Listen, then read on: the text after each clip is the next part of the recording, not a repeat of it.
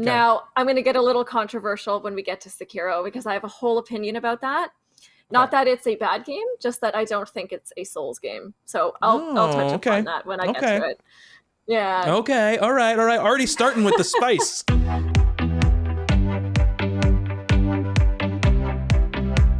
Hey, Skye. Hi, Bobby. How you doing? Not bad. How are you today? I'm doing pretty well.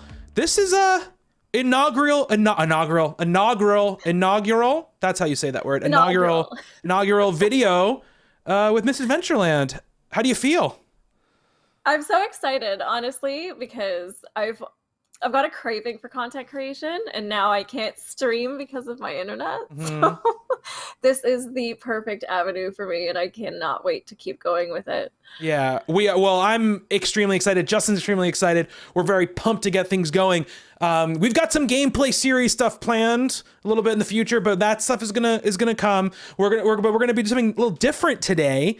And we're gonna be doing a tier list of the Soulsborne series, a little bit celebration of Elden Ring. So get ready for that. If you are watching this right now, make sure you hit that subscribe button, hit that like button, ring that bell, so you know when all our videos go up. And subscribing and liking, that really helps us more than you can possibly imagine. One more small channel like us, anything, any like, any sub, anything like that really helps to get the channel, because I want more people to see Skye, so we need to make sure that we get more people watching the videos. Well, I want more people to see you. That's why I'm doing this too. So it's perfect. It's perfect. Yeah, we're gonna be doing a tier list of these Soulsborne games. I think I'm gonna zoom in on this screen a little bit because there's a lot of ads on this screen. I think there's a way to make it bigger, like full screen it. There is. I've used this for Pokemon before. I know. I remember you doing the Pokemon one. You might have save and download now. Presentation mode. There it is. Hey! Yes, there we go. Wait a second.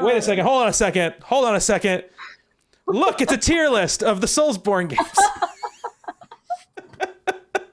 We did it. We did it. We did it. We're great. We're great at this. I'm a professional content creator. Experts. So we've got Dark Souls, Dark Souls 2, Dark Souls 3, Demon Souls, Elden Ring, Bloodborne, Sekiro. I want to get real controversial right off the bat, Skye. I want to just put these in like what we think is quality placement. Okay. I've at least played a significant amount of all of these games. I have not beaten all of them. I have beaten Demon's Souls and Bloodborne. I have not beaten any of the others, but I've played a lot of all of the others. So just from my context, yeah, I've played all of these as well, and I finished all of them but 2. Okay. Dark Souls 2. Okay. And Sekiro. Okay. Now, I'm going to get a little controversial when we get to Sekiro because I have a whole opinion about that. Not that it's a bad game, just that I don't think it's a Souls game. So I'll touch upon that when I get to it. Yeah. Okay. All right. Already starting with the spice. All right. That's what I am, spicy. All right. So do we want to start from the first game to come out to the newest, or do we want to start newest and go back? What do you want to do? Why don't we? Do you want to start them just based off their list here? Well, we can do that. Sure. Oh, we'll get a little crazy. We'll get a little crazy. We're gonna start with Dark Souls 3 then. Where would you rank this? So I think Dark Souls 3 takes everything that its predecessors tried to do and perfected it. Okay. Wow, perfected it. Okay. I do think that. I think Dark Souls 3 is like the culmination of everything FromSoft has tried to do with its games leading up to that point. Okay. I'm pretty certain it also came out after Bloodborne. It did. It came out the year after Bloodborne. Correct me on that. Yes. Yeah. So I do think it is Miyazaki at its finest. Okay. So I do think Dark Souls 3 belongs in an S tier just because of what it is, like what it's accomplished, what it refined, I don't know when I think of Dark Souls 3, I can't think of a flaw. And I think that's a good way to start. You're starting off real spicy. You're starting off very, very spicy. I really liked Dark Souls 3. I guess for me, coming from this, what I think is S tier. Dark Souls 3 doesn't reach that level for me for the other game, but I think just to start the ball out, let's put it up in S tier for now, and then let's go through these games because we need to get them all on the board, and then we can move them around as we go. Windows security, I get it. I don't need to hear from you. I think that's Dark Souls 2 is next, right? Even though they don't have the name on this little picture, I think that's Dark Souls 2. Is it cut off? I think so. Yeah, I think it's cut off. Dark Souls 2 is the next game, though.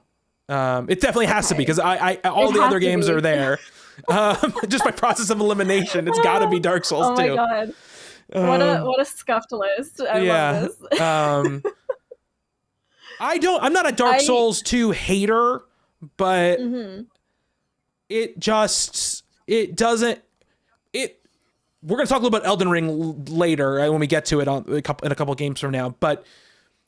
There was a bloat feeling of Dark Souls 2 where it was just like, there was like, I don't know, 70 bosses or whatever.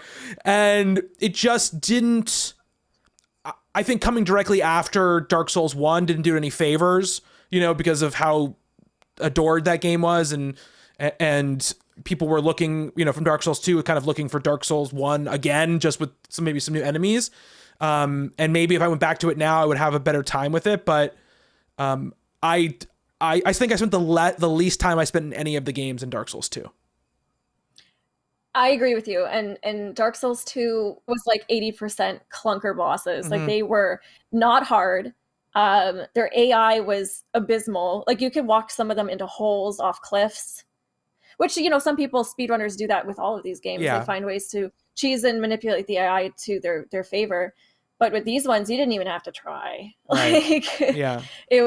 I didn't finish Dark Souls 2 because, like you said, the bloat, but also I wasn't engaged because nothing felt difficult enough to just keep me around and stay. And I also think the release schedule had an issue with that too. Dark Souls 2 wasn't great. Yeah. I mean, I agree. Also remember the fact that you could clear out an area and at a certain point the enemies wouldn't respawn anymore.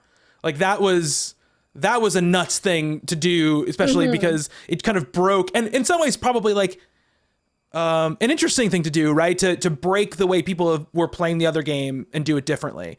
I also could be wrong. I think Miyazaki didn't direct Dark Souls 2. If I am correct. I think Dark Souls 2 is the only one of their Soulsborne games that he didn't have any. I mean, he might have had a producer credit on it, but I don't think he directed it. You know what? I don't even see a producer credit on this for him. I don't see his name on anything here, which now that you say that makes so much sense. I didn't know that.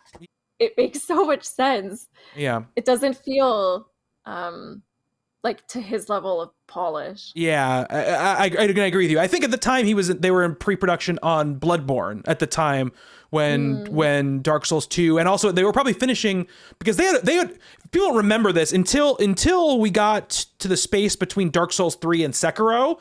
There was a From game coming out every single year, basically. So Miyazaki was kind of like focusing on one game and then kind of like shifting over to other games very fast, or working on games in together. So yeah, I don't think he worked on that. So you think we're going to put Dark Souls 2 at a C or a D? What do you think, Skye? I wouldn't put it as a D because I don't think any of these games are inherently bad. Yeah, I agree. And I think D is like bottom tier crap. I'd probably I think it's comfortable in a C. Okay, I agree with you on that one. I agree with you on that one. So Demon's Souls. So do we want to roll in the remake and this original sort of into one entity for this? I think so. I think the remake was pretty faithful to the content. So yeah. I think because we're not judging this based off of graphics and stuff. No. Just like, no, definitely not. I think lumping them together makes total sense to me. Yeah. I'm sure there's some From fans out there who are very angry that we just said that, but whatever. Demon's Souls, I remember when Demon's Souls came out, and I was I'm gonna say in quotes working. I wasn't there was no pay going on at like a gaming site that some people that I didn't even really know them. They just I kind of got in touch with them some way through some sort of forum or something like that. And I was doing video stuff for them, and also writing some reviews for them. And Demon Souls came out when I was working with them, and they had people on the staff who were really into it. And I wasn't on their podcast very often, but I just happened to be the week I went on the podcast, the only time I think was the week Demon Souls came out. And these people were talking about Demon Souls, and they were like, yeah, like you can go through this whole thing, and then if you die, you lose all your stuff, and then you have to trek all the way back to get it. And I remember, and you can hear me on podcasts back then, on other podcasts, being like, why would anyone ever want to play a game like this? Like, why would anyone want to? And I tried it back then, and I bounced off of it hard at the time. It wasn't until Dark Souls 1 that I got into the games. So I didn't finish the PS3 version, but I played through the PS5 version that came out. And there's something about the simplicity of the structure, like that level-based, almost like Mario-like structure of the game that I think is really cool, that you're able to bounce back and forth between the different levels and pick where you want to go. And it has some set of freedom that way, where if you're bashing your head against, the swamps, you can go to, one of the other places, and fight there. You can go to the asylum or whatever and fight there. I think it has some cool bosses. I think it gets knocked down a little bit because I think those gimmick bosses that are the end of every single world none of them are particularly great. They can be fun, and they're impressive visually because they're huge. A lot of them are huge, but I just didn't love those fights. Also, I played as a royal, so I kind of broke the game pretty early on. You can kind of just stand back and just shoot your magic over and over again, and kill a lot of people. And by the end, I had a spell that put up 5 magic missiles, and they all seeked to the thing that I was aiming at. And it was just it was just not fair. The final boss, I just basically kept rolling around the arena on the outskirts and just throwing these magic missiles at them, and then beat them that way in a lot of ways. But I think it's really fun, and I think I think it's not their best, but I still think it holds up very well, especially with that remake. Apparently, I don't know if this is true, I was 15 when this game came out. That makes sense. I think it came out in 2009. Yeah. In 9, I think. Yeah. So I was a teenager, and Yes. I like to tell people that when I was a teenager, I was at my twitchiest. I was at my peak of being able to stomach these games and play them, and sit down and do a weekend marathon. I can bang these things out. When I was in my prime. I can't do that anymore because I'm an adult and I have a 9 to 5, and I'm also always tired. So Demon Souls, it was great. But I do think it had some balancing issues, and I still think the remake had some balancing issues as well in terms of how some of the areas were designed. That there's a reason people talk about that poison swamp area. It's because it sucks. It does suck. It's not fun.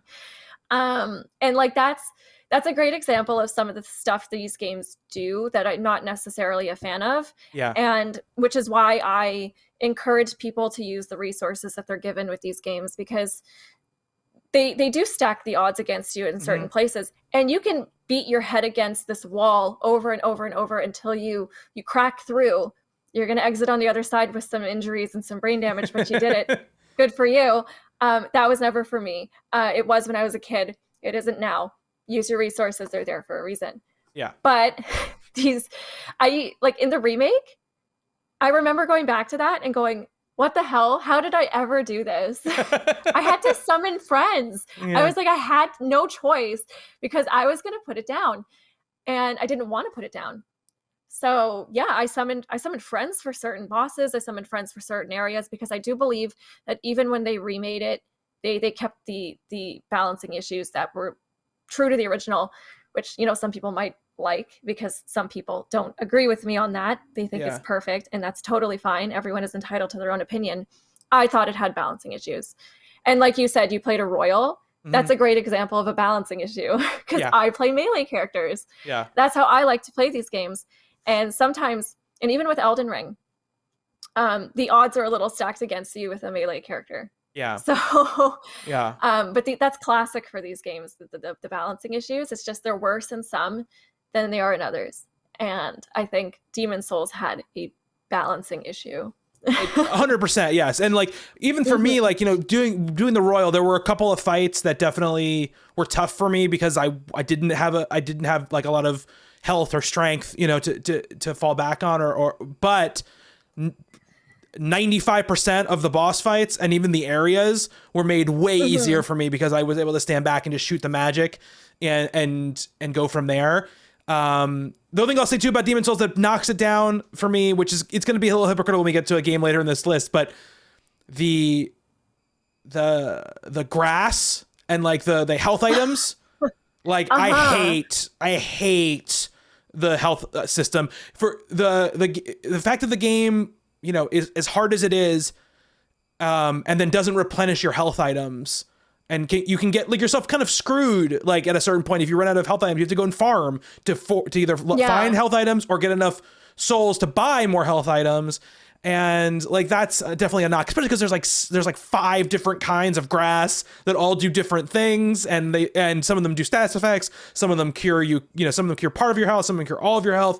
That definitely knocks it down a little bit for me too. For me, it's like a solid like B. It's like a B tier for me.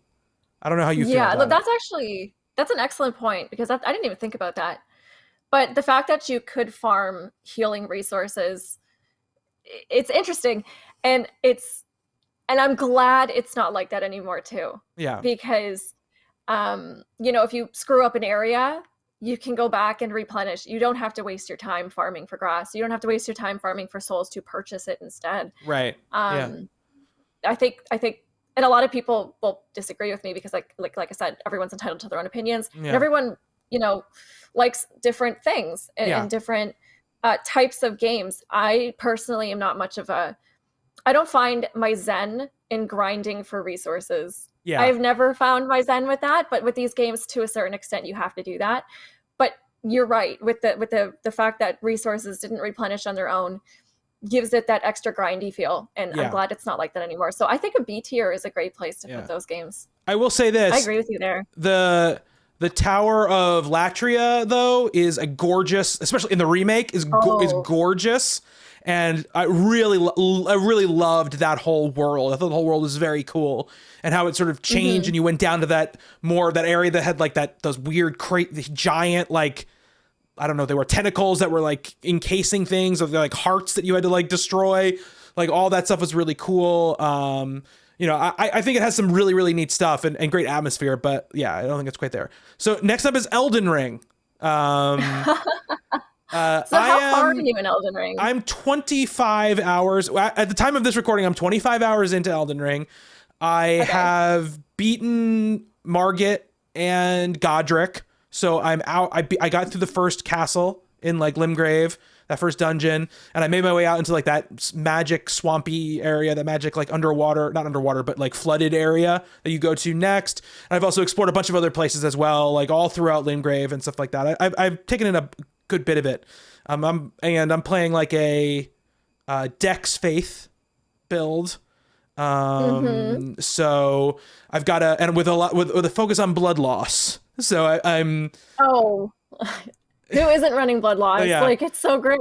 Yeah. And the thing I'll say about Elden Ring is like, again, 20 something hours in. So, I mean, about the length of a normal Souls game, right? Maybe a little bit less, but like around that length. And I'm like, I don't know, a quarter of the way through it at this point. But oh my God.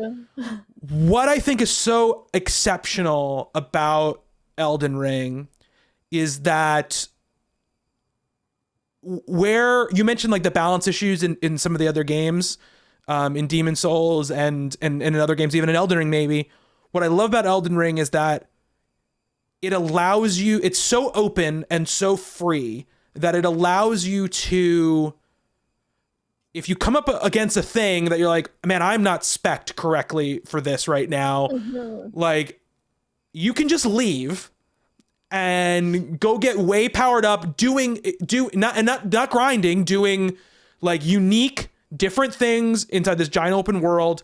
And when you come back to fight that thing that you had no chance against maybe 5-6 hours ago, when you come back, you're like a whole new character, you know, a whole new player, and you can take that thing down maybe like that, you know, or you know, it might still take, you know, like some effort, but you can get that boss that you couldn't get before.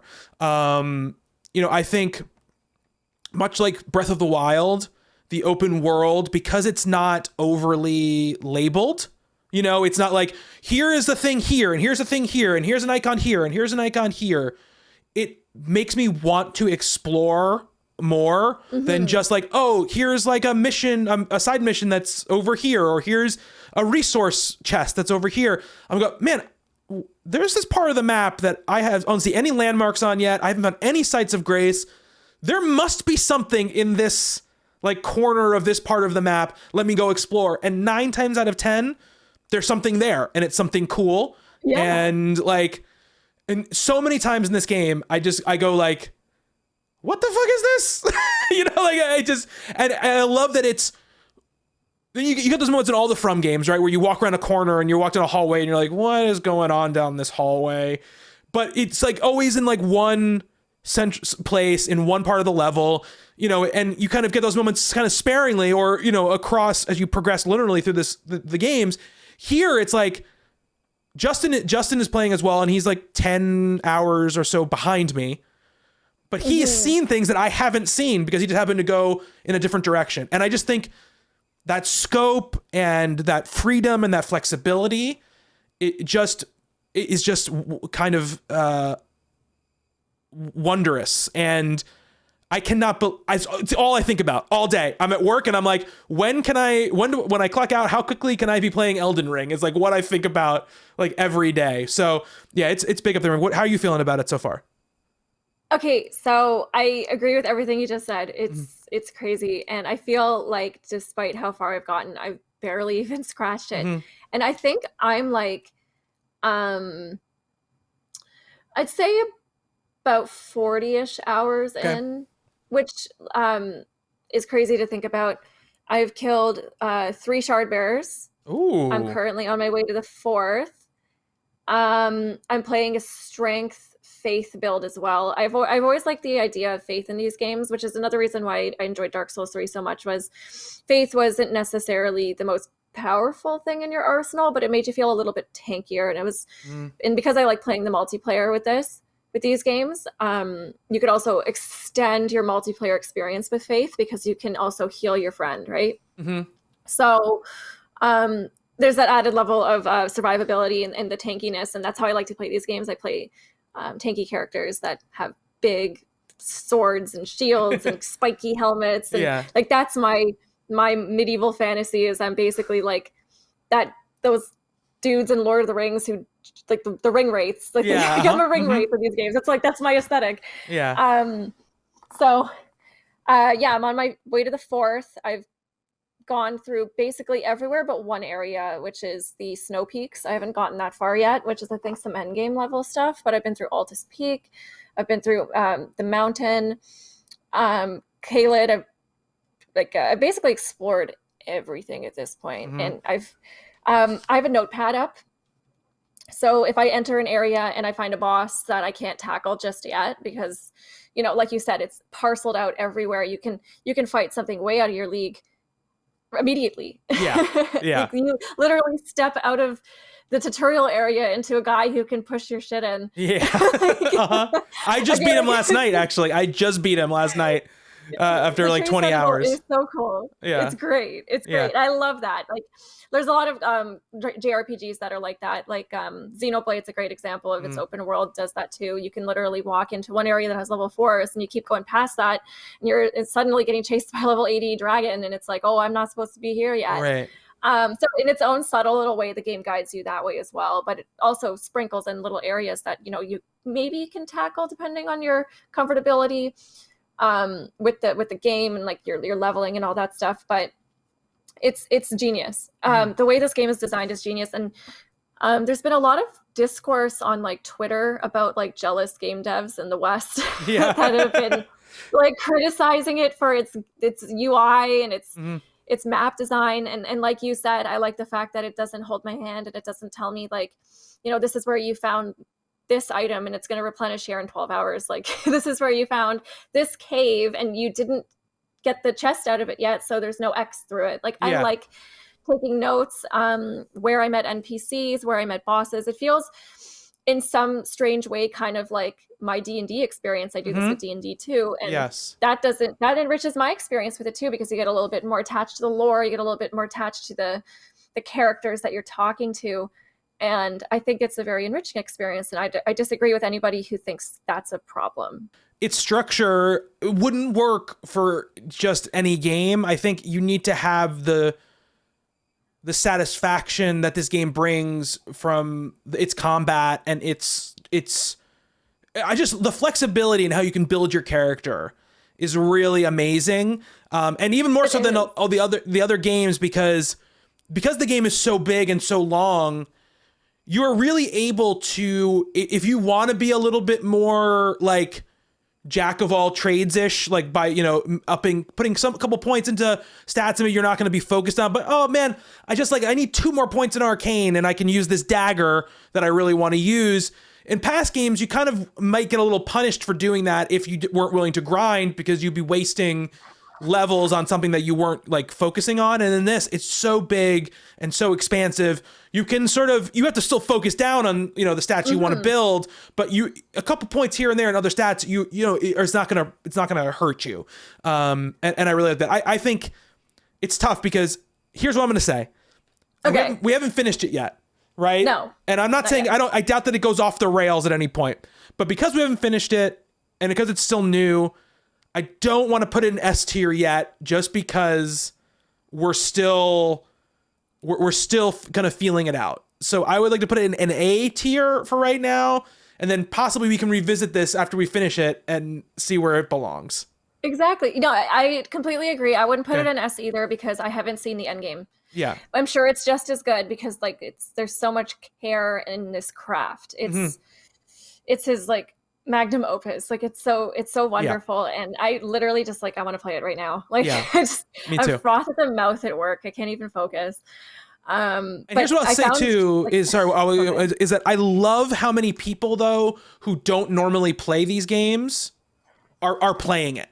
Like it's giving the people a chance who, I know so many people over the years who have been like, man, I love the way these games, I love the vibe that these games give off, but they're just too hard for me to play. Like right from the beginning, I can't ease myself into it. And the game allows people to ease their way into it so much more than I don't think it's any easier than like Dark Souls 3, but I think the amount of choice you have can allow you to make aspects of it with less friction, you know, because you're able to do stuff and you have more options. You're not like, okay, I'm in this hallway in this dungeon and this is the only way I have, like, I can't, until I break through this, there's nothing else I can do. Because that happens in some of the older games, you know? It's like this. It does. You get stuck. You get stuck. And it's like a hard stuck. You can't get stuck in Elden Ring. There's so much to do. You can go and do other stuff. So I think I have a feeling it will be S tier after we finish it. But of course. for now, it's an A. It's an A. So just to make a final point on Elden Ring. So I know a lot of people feel that Margit is your first real roadblock. Yeah. Just so people know, it's not exactly a spoiler, but there's the farthest north is called Altus, and you actually fight another Margit there, but he's a regular field enemy and he doesn't have a boss bar. But he's still just as tanky. He's got the same moveset. He's basically a carbon copy of the enemy without the boss bar. But like if you hit him once, you can tell, oh, he's got boss bar health. Like, you know? Yeah. I killed him in 3 hits. That's how much easier this game gets as you progress through it. Right. You have the resources and the tools to get past Margit. Yeah. And a lot of people might feel disheartened or they might feel challenged, and it gets better. It really does. The fact that you can kill his clone, his exact doppelganger in 3 hits in Altus is I did it earlier, and I was like, oh, I can see how strong I've become now. Yeah. That's crazy. It's insane. Yeah. And you said earlier about, in one of the other games, to use the resources you have at your disposal. Like, if you're having trouble with something, a boss, summon an NPC, summon another player.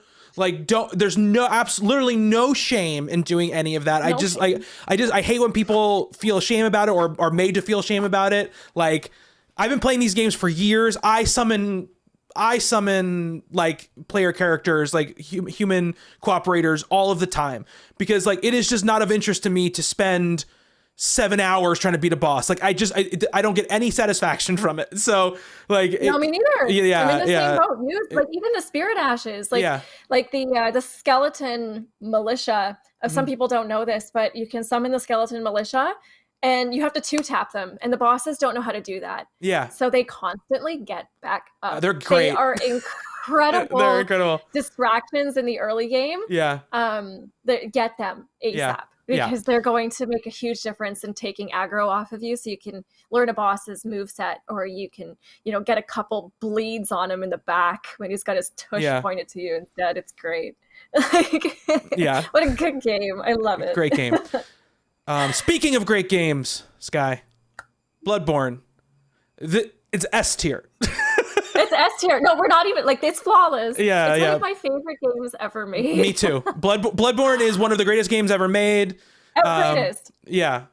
I think, like, we're going to talk about Sekiro in a minute, but like, for me, what Bloodborne did, like, it's sort of like, it forcing you to be more aggressive, like making you be more aggressive, taking some of your tools away.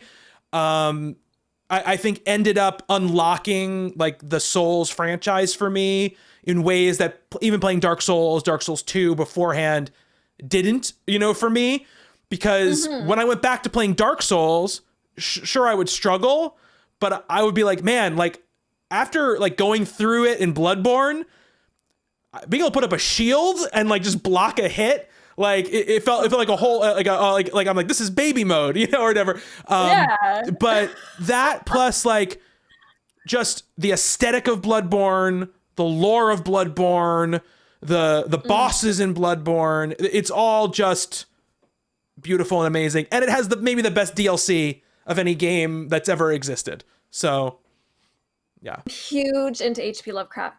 Oh yeah. This game is like, it's a dream for me. I want more games set in situations this bleak and I love the aesthetic, like you said, is top notch. The lore, you can make an argument that I think these games are very rich in lore, but you have to look for it. Yes. And I find Bloodborne's lore is pouring out of every corner. It's a feat of storytelling to me. It's just so good. I got the platinum on Bloodborne. Too. I couldn't stop. If you paid me, I couldn't stop. I've played it, like I think I'm on like new game 7 or something crazy like that. I still to this day think about this game, and it's perfect. I can't think of a flaw. And you're right, the Orphan DLC is crazy, and I shivers. Yeah. The Maria fight. Like, Maria's my favorite fight in the whole game. It's my favorite boss fight in the history of video games. So. Oh my god. The music, the implications. Oh my god, what a great game! It's an amazing game. And the gun is it's the perfect parry tool. Yeah.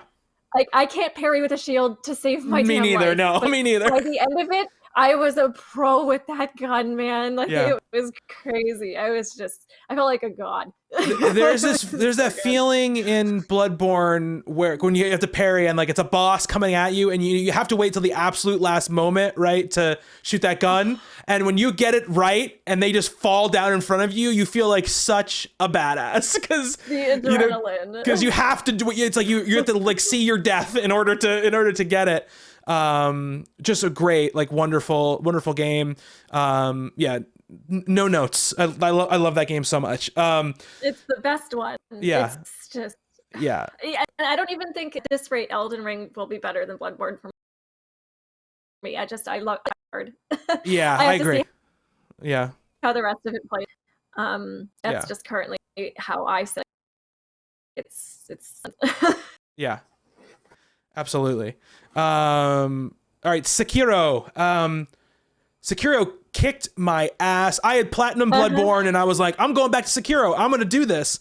And I got to Lady Butterfly and just couldn't do it. Like I got the Lady Butterfly on one end and the bull on the other end, and I couldn't get through either of them. And the thing about Sekiro is like, and on the other Souls games, okay, even Bloodborne, I'm having trouble. I'm going to just go back to their area, and you know what? I'll spend a couple hours farming souls, and I'll level myself up so I can press through this boss. Sekiro, you can't do it. Sekiro's just like, you want to get something that'll upgrade you? You got to beat this boss.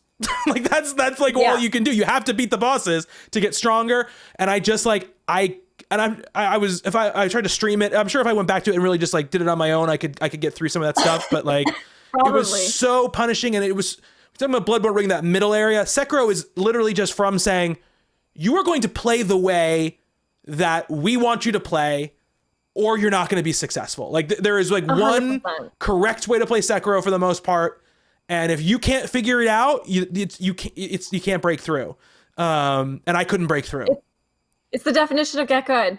Yeah, it is. It very much is. If you can't carry in this game, you're screwed. Yeah. Like, I know there are other ways to get through these enemies that aren't parrying, but it takes goddamn forever if you can't posture break them. It's the definition of learn to play it this way or struggle playing it your way. My issue with Sekiro, and I think I got to Gyobu. Okay. I never killed Gyobu. So he was where I ended up stopping. But I have watched numerous speedruns. I've looked into lore videos. I've watched playthroughs. I like I said, I couldn't play it, but I respect it for what it is, and it's still great. It's just like, I got stuck on Gyobu, but I watch people kill him in like professional. Like I've seen them like do manips and run him off of cliffs and stuff.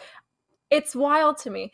But no, Sekiro, I couldn't do it. And I don't know if I never really gave it a second chance. And I feel like going into it with the knowledge that I have now, and now that I've separated myself a little from Bloodborne, I haven't played it in a while, so I'm not bringing over my frantic, crazy ass game style. Like, I played Bloodborne like a mad woman. Yeah. I was always in there like, yeah. You can't do that in Sekiro. It rewards patience, and I couldn't separate myself from the way I played the previous games to the way I played Sekiro, and it demands that you do that. Yeah. And I just couldn't let go. I couldn't do it. And I think that's one of the things that like is so interesting about Sekiro compared to all the other Souls games that we're mentioning, or Soulsborne games that we're talking about, is that playing the previous Souls games is actually probably a detriment to you if you're going into Sekiro. 100% it is. And I think Miyazaki did it on purpose. I think he did it on purpose. I think he was like, all these people are getting better at our games. It's getting smoother for them. Like, this is how I'm going to fuck with them now. There are things that are really cool about Sekiro, right? I think it feels great. I think the movement is really neat. That addition of the stealth is really cool. I love that it's like a named character who has a distinct story. I think that's interesting and cool for them to do. And I like the the samurai-ish setting of it too. I think it's neat. But I just was not good enough to play it. Like that's how it came down to. So where do we rank this though? So here's my issue. I don't see Sekiro as a Souls game. I see it as a Souls-like. Now, I think Souls-likes are totally different games. They don't have enough of the DNA of a Souls game for me to consider them a Souls game. Like, you can, it'll be difficult. Sure, that's a Souls game qualification to me. It's got to have the corpse run. It has it here. It's got to have the lore. It's got to have the themes that it tries to present and portray. It's got to have a formula, a certain type of formula. And I see pieces of that in Sekiro, but I don't see enough of it to consider it a Souls game. And I know a lot of people also agree with me. It's a Souls-like, and there's that's a subgenre. That's how influential these games have become. They've knocked off like a subgenre like other people have made games that are kind of like Souls games. They take little pieces of DNA from them, but they don't create the same experience because they can't. They can't create the same experience that these games give you. And I don't think Sekiro does that. I don't think Sekiro has enough of a Souls DNA to it to be a pure Souls game. When I talk to people about Souls games, I call the genre Soulsborne. Yeah. Because I think Bloodborne has enough of the DNA to be considered a Souls game. Sekiro doesn't. Here's my counter to that. And I don't disagree with the sentiment that you're bringing. Like it does differ itself from the other Souls games in a lot of ways, right? But here's the thing that I think overrides that for me, which is that it's a From game made, directed by Miyazaki, who invented the Souls, genre essentially. And I think it's just like an evolution of what they wanted to do with, kind of their style of game. I mean, it has bonfire equivalent. It has, it has very, very hard bosses that you have to take down. It has a penalty for dying a lot, which a lot of them, all these games also, have. It has, healing items that refill at said, bonfire, It has, I think it has enough of that stuff in it. What it lacks a lot is it lacks like the RPG, side of those games, which I think linear. It's linear, but I don't think it's any more linear than Dark Souls or Demon Souls. You know what I mean? Like there are alternate paths. Like Madame Butterfly, there's all those like you can go like different timelines and stuff. Spoilers for Sekiro. You can like go in the past and stuff like that. So like I think it has as much variance in path as I think some of the early Souls games have, or even Bloodborne doesn't have a particularly like branching. It has like you can go here or you can go here. It's kind of like So that's the only reason why I to me it's like whatever From and Miyazaki do that is in sort of like this vein, like they get to set the rules. To me, it's like Absolutely. So it's like when they make a game, if it's in this style, like if they make a game that's not like this at all. Then it doesn't get included in this list. But I think like I think it shares enough of their sort of DNA. Plus, you forgot one of the key things, Skye, which is like he looks real cool opening a door, and that's like a big part of the Souls game formula. Is you got to look real like cool. Of the DNA. Yeah, real heavy door. You're gonna look real cool opening it. Like that's you gotta pull that open. Truthfully, when they showed the first trailer for Sekiro at like the E3, they showed it at. They didn't say From at the beginning of it, and there was a moment in the trailer where he opened a door. He pushed a door open, and I turned to Justin and I go, is this a new From game? And like the next thing that came up was From Software, Sekiro Shadows Die Twice. But regardless of that, where do we think it goes? You think like, I'm finding it tough to place this one because I feel like me not being good at it is like, is really. It's not, we're bad judges at this one, and I'll fully admit that. But I do have two counterpoints, just to clarify what I meant linear, not so much in its design of its levels or its design of its boss encounters. I meant linear in its approach. Yes. Okay. You can't do much to. There's not a lot of variance in how you can play this game. Right, There's variance if you're good.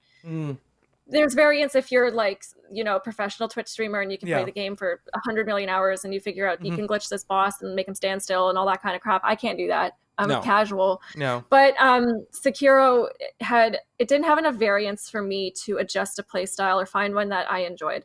And I think that's because a lot of the equipment that you need to do that, or a lot of the abilities you can get to do that, they don't present themselves or unlock until you struggle past a boss. Like you said earlier, you have this set path you have to take, and then you unlock variants, and by the end of it, maybe you can have a different shinobi prosthetic that does a different thing, but up until that point, it's either you learn the mechanics or you're fucked.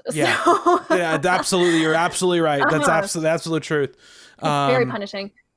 B or C? I would, I respect it for what it is. I would give it a B. Okay.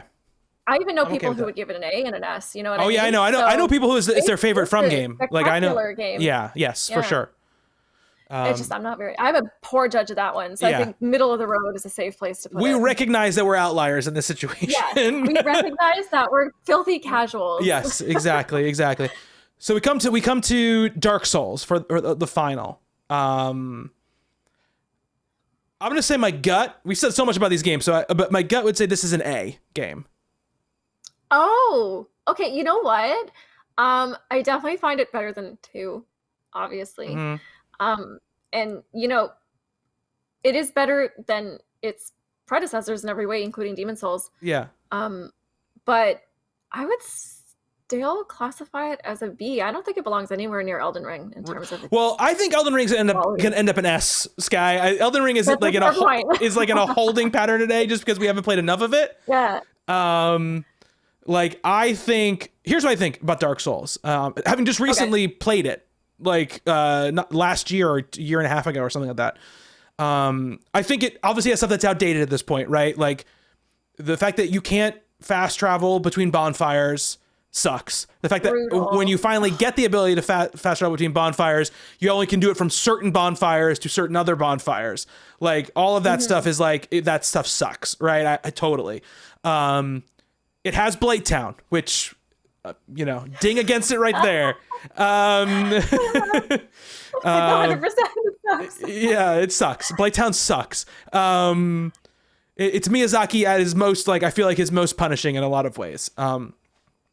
But what I will say about Dark Souls is that I don't think any of the other games after it, even the games that I think are better than it, did the interlocking world thing better than Dark Souls did it. That feeling in Dark Souls when you knock down a ladder and you go to the ladder, you're like, what? How the fuck am I back here? Like that, like it's such like an amazing feeling, when like you're like, oh my god, this is the bonfire. Like, oh, I'm here now. And you start to see like how everything interlocks. From the fact that you could, from the starting area, from like the hub, from the Firelink Shrine, you can go down inside that thing and end up like in an area that you're not supposed to get to till like the end of the game if you have that right key, and you can sneak into Blight Town from an opposite direction, than you're even supposed to. You can start at the bottom of Blight Town, not even the top of Blight Town.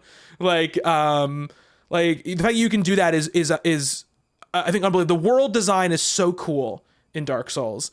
And I think it gets credit for taking what Demon Souls started, but I think really setting the blueprint for what Souls games would be coming after it. Also it introduced the refillable health. So again, the Estus flasks, big thing.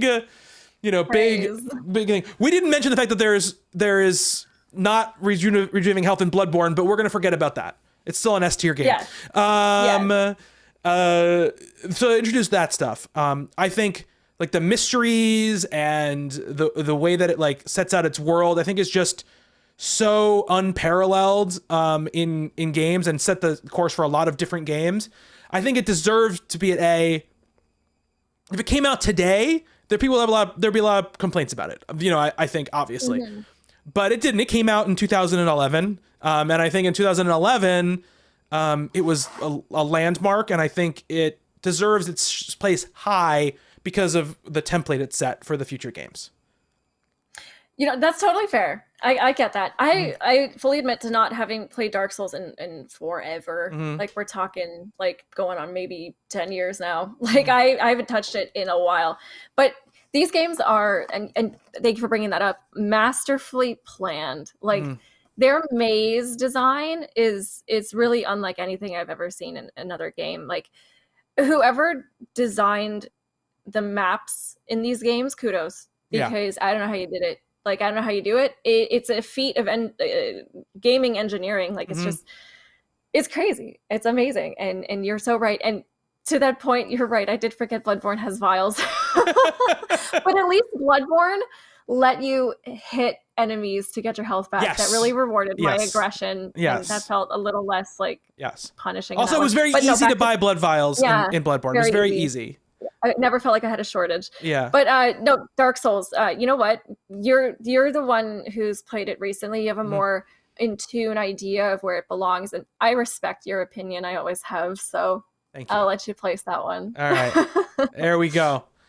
All right. So we've got, start from the bottom here, our C tier Soulsborne, Dark Souls 2. Out of the B tier, we've got Demon's Souls and Sekiro, Shadows Die Twice. A tier, we've got provisionally Elden Ring.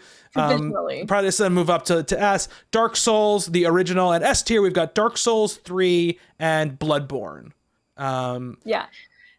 So now, that's full disclosure. Yes. That's a ranking within FromSoft. These games still, like, if we had to rank games everywhere, these would still be up in like the A's and the S's. Even the RC tier in this ranking is like an A if you want to rank all the video games ever. These games are outstanding. Absolutely. So this is our ranking. Feel to sound off in the comments below about how angry you are at us about how we ranked it and how dumb we are for having filthy casuals. The filthy casuals putting Sekiro at B. Feel free to write about that. And remember, please like, subscribe, ring that bell so you know we're coming. We got a lot of more videos that are going to be coming. Skye is joining us on a pretty permanent basis, so we're really, really excited about that. Look forward to more of that stuff. Join the Discord server. The link's in the description, down below. That's, you'll get a lot of interaction with a lot of cool people.